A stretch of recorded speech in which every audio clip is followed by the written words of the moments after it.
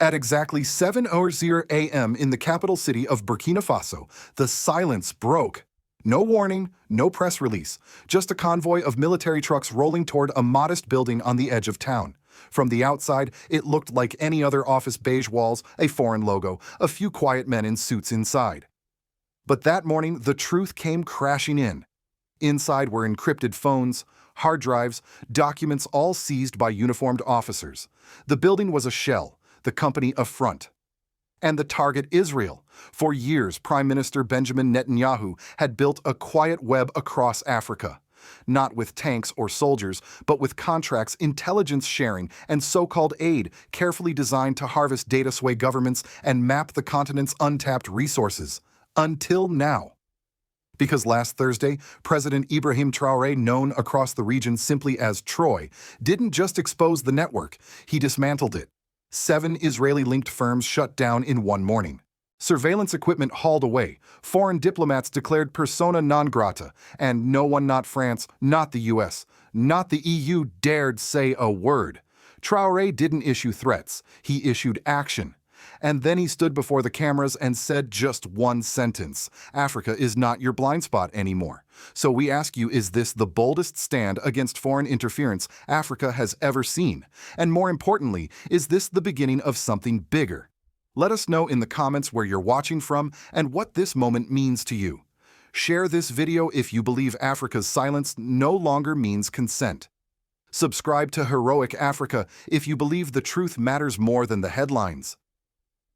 Because this isn't just political analysis, this is history in real time. The moment everything flipped didn't begin with a speech. It began with silence, the kind that only soldiers understand. On the outskirts of Ouagadougou, just as the city was waking up, a convoy of matte green military trucks pulled off the road and quietly surrounded a 3-story office building. There were no sirens, no shouting, just boots hitting pavement and calm, calculated motion. Within minutes, uniformed officers entered through the front doors. The staff inside, mostly foreign workers in suits and ties, barely had time to look up. What they didn't know was that this was Target 1. Inside the building, agents uncovered exactly what Traoré's government had been tracking for months: rows of servers humming with intercepted data, encrypted phones, satellite relay logs, and reports written not in French nor in local languages, but in Hebrew and English. Buried beneath the corporate paperwork was the truth: this company wasn't a telecom provider. It was a shell fully operated and funded by Israeli intelligence, gathering signals and human intelligence from across the Sahel. And this was only the beginning. By 9:00 a.m., 6 more buildings across Burkina Faso had been raided. Some were registered as NGOs, others posed as logistics or humanitarian firms. All had one thing in common: deep ties to Israeli defense contractors or cybersecurity firms. Their servers were seized, their networks shut down, their personnel questioned. Not a single journalist had been tipped off. No international observers had been warned. This was a perfectly coordinated domestic intelligence operation, years in the making, executed in just 2 hours. But the real shock came at noon. President Ibrahim Traoré stood before the nation in a televised broadcast. He wore no military regalia, no podium, just a dark shirt and steady eyes. His message was brief and historic. Those 8 words were not directed at his fellow citizens. They were a direct message to Benjamin Netanyahu, and by extension, to every foreign power that had ever treated Africa as a silent partner, a passive resource, a place to monitor, but not to respect. Then came the next wave. Within hours, Traoré signed executive orders terminating every single defense or surveillance contract involving Israeli firms. The cancellation was immediate: no negotiation, no penalty clauses, no appeals. Burkina Faso soldiers were deployed to oversee the shutdown of sensitive installations, from satellite uplinks to border surveillance hubs.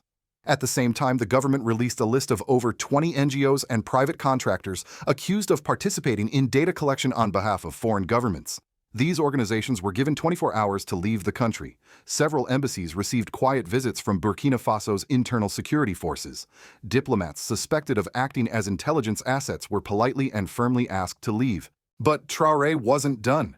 By sunset, social media was flooded with images: Israeli offices with their signage removed, boxes of high-end communications equipment being loaded into army trucks, foreign staff escorted under armed guard leaving in silence.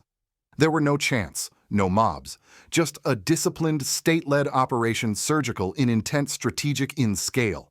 Outside observers were stunned. But inside Burkina Faso, the reaction was electric. Citizens gathered outside the presidential compound waving flags, some in tears. Young people held signs that read, "No more shadows." Africa is not for sale. For decades, African leaders had whispered their concerns about surveillance manipulation and foreign exploitation behind closed doors. But Traoré chose a different path, to say it out loud, to act on camera, and to make it unmistakably clear that Africa was done playing along. And it worked. Within 24 hours, neighboring nations began to react. Mali immediately announced a freeze on all imports of Israeli military technology. Guinea suspended its joint cyber initiatives with foreign partners. And in Niger, an official commission was formed to investigate foreign-backed infrastructure projects tied to outside surveillance. One domino fell, then three. Then a wall began to rise, a wall of resistance. Traoré's move wasn't just a crackdown, it was a message. And every intelligence agency in Tel Aviv, Paris, London, and Washington got it loud and clear. For years, Israeli intelligence operated in Africa with surgical precision and minimal resistance. But within 48 hours of Traoré's sweep, that illusion shattered, and the world took notice. Inside Israel's defense establishment, the reaction was immediate and frantic. Netanyahu, blindsided by the scale and speed of Burkina Faso's purge, convened an emergency meeting with his national security advisors. According to leaked Israeli media reports, transcripts from the meeting showed advisors speaking with unusual candor.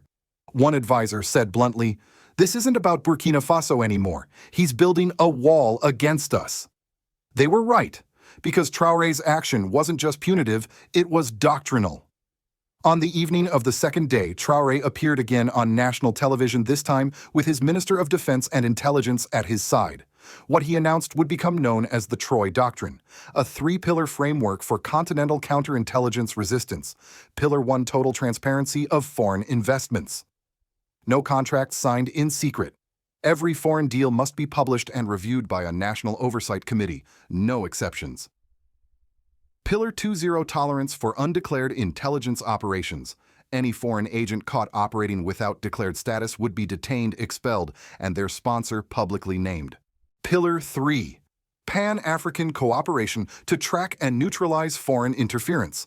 Security agencies across the continent would begin to share intelligence in a closed loop, building an African firewall, locking out Western and Israeli data pipelines.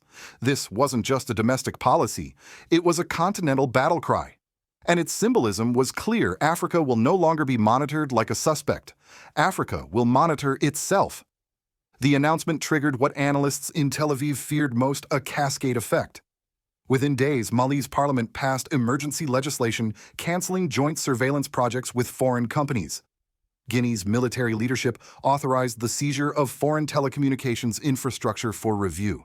Niger moved to audit all foreign-funded infrastructure contracts signed in the past decade, many of which were linked to companies with Israeli or French ties. But it wasn't just the intelligence world that was shaken. Diplomatic channels scrambled. Israeli envoys in West Africa reported being ignored or rebuffed. French diplomats, often quick to defend Israeli and Western interests in the region, remained visibly silent. And in Washington, the State Department issued only a vague, cautious statement calling for dialogue and de-escalation. No condemnation, no defense, just silence. Why? Because even Western allies knew this wasn't a rogue act. It was a turning point. For too long, African nations had been told to comply, to make quiet deals, to accept surveillance in the name of partnership, to host foreign bases without asking too many questions. But Traoré's move broke that pattern. Not with violence, not with threats, but with unapologetic transparency, and it was deeply popular. In the streets of Ouagadougou, young people gathered by the thousands. What began as murmurs of disbelief became chants of celebration. Banners were painted overnight: "Africa is not for sale, we see you now." No more shadows. They weren't burning flags. They weren't calling for war. They were calling for respect, something generations had been denied. And this, more than anything, is what terrified Netanyahu's camp. Because the doctrine Traoré laid out didn't just target Israel's presence, it exposed the entire architecture of Western leverage in Africa, the NGOs that double as listening posts, the trade deals with hidden strings, the diplomatic ties that conceal long-term surveillance objectives. Traoré had done what few had dared. He named the system and then cut the wires. Behind closed doors, panic turned into strategy. Israeli media reported that a rapid response team was dispatched to re-establish essential listening posts in other partner states. But it was too late. The damage had been done. The illusion of quiet control was gone. And worse for Netanyahu, there was no clear response. He couldn't retaliate militarily. Burkina Faso was not Gaza, and any strike would trigger international backlash and further isolation. He couldn't lean on France. They were retreating. He couldn't trust the U.S. Washington was in election mode and unwilling to defend covert ops in Africa. He couldn't even send his usual diplomatic fixers. They were being turned away at airport customs across the Sahel. Privately, Israeli intelligence analysts began using a new phrase in internal memos, the Troy shift, a tectonic change in Africa's geopolitical orientation not led by Moscow or Beijing, but by Africans themselves. And unlike the coups and revolutions of the past, this movement didn't rely on gunfire. It relied on clarity, courage, and control. What Traoré ignited from a command post in Ouagadougou quickly rippled far beyond intelligence files and encrypted servers. It began changing how ordinary people saw their government and themselves. For decades, politics in Burkina Faso, like much of Africa, had felt distant, technocratic, tangled in bureaucracy and foreign conditions.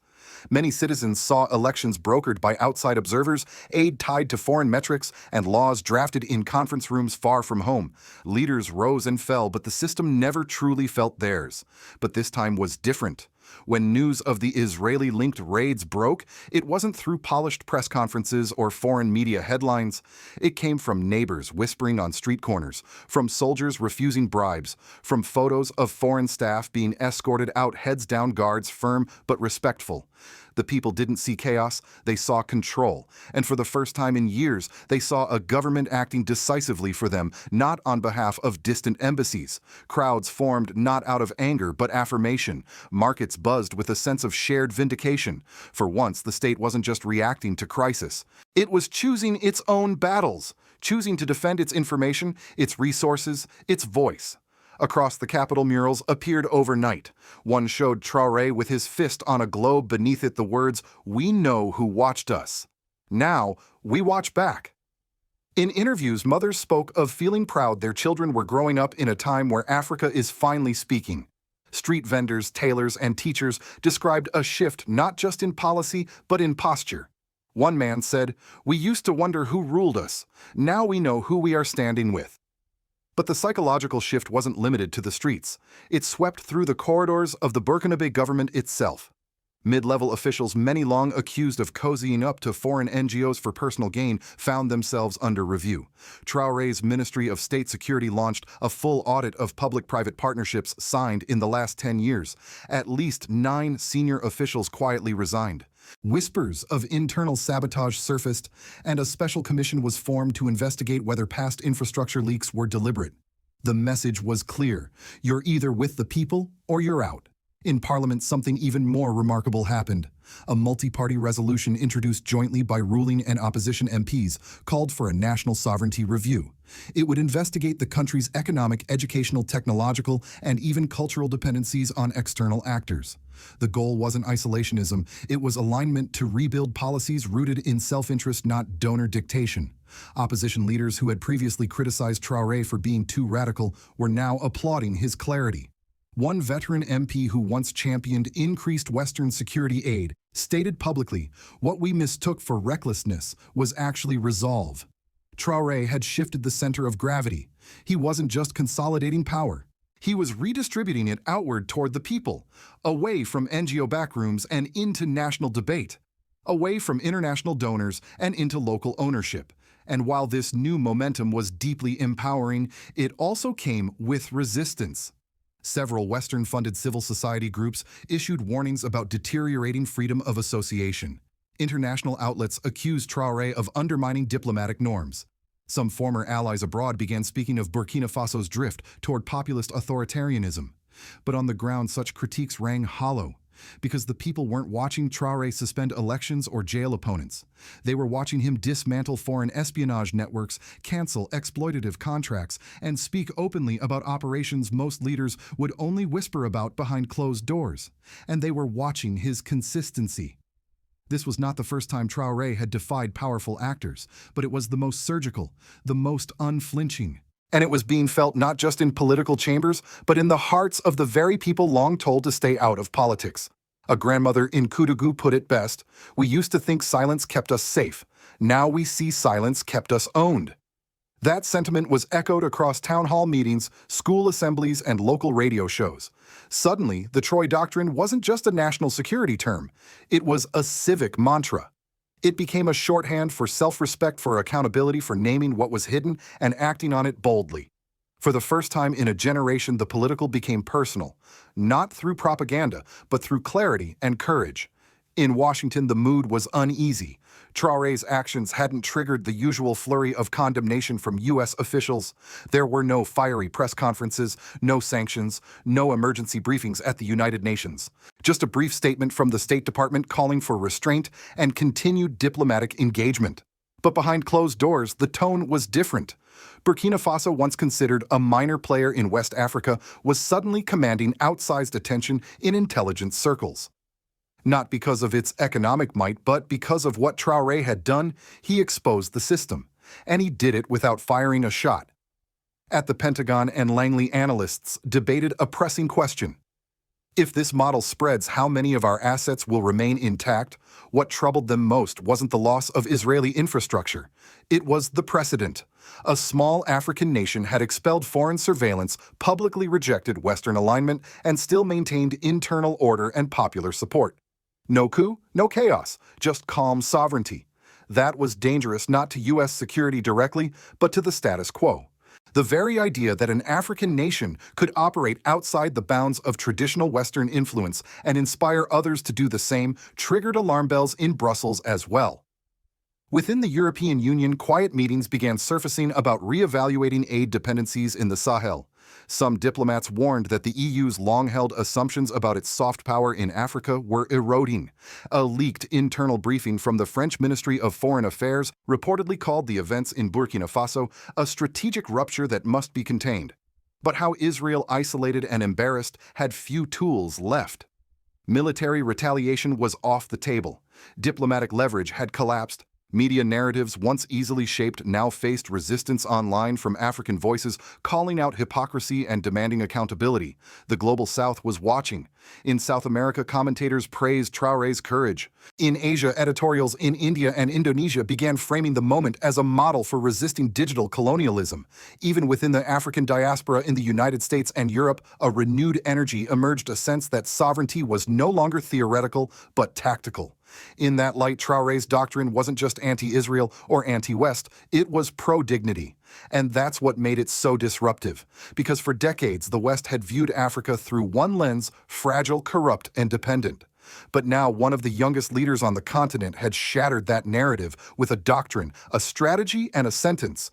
And for once, the world didn't have a comeback. What happened in Burkina Faso last Thursday wasn't just a crackdown, it was a rupture. Not just for Israel, not just for France, but for every system that once relied on Africa's silence, because silence is no longer guaranteed. Traore's message, "Africa is not your blind spot anymore," wasn't a metaphor. It was a line in the sand, a signal to the world that the rules of engagement have changed. That covert relationships, shadow agreements, and quiet coercion no longer go unnoticed and will no longer go unchallenged. But with that clarity comes risk, because when a leader refuses to bow, history shows us what follows: economic retaliation, smear campaigns, sudden instability that's branded as organic, and sometimes far worse. Those who've tried to stand tall in the global South have often found themselves isolated, delegitimized, or worse, erased. From Patrice Lumumba to Thomas Sankara, the pattern is familiar, which is why what happens next matters more than ever. Because Traore isn't just making decisions for Burkina Faso. Whether he intended to or not, he's awakened a new generation of Africans and global citizens to the possibility of refusing permission. He has redefined sovereignty, not as a document, not as a flag, but as the power to say no and be heard. And that's exactly why the world is watching.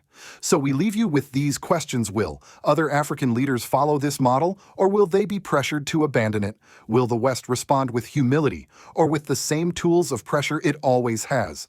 And more urgently, can we continue to pretend that surveillance is partnership, that silence is consent, that influence is friendship? Or is it finally time to admit what this moment reveals, that a continent is done being shaped from the outside in? Let us know what you think in the comments. Do you see President Traoré as the boldest voice Africa has seen in decades? What does this moment mean to you, and where are you watching from? Share this video if you believe this doctrine deserves to spread. Subscribe to Heroic Africa if you believe sovereignty begins with truth and truth doesn't ask permission. This isn't just analysis. This is the blueprint of a continent reclaiming its name one action at a time.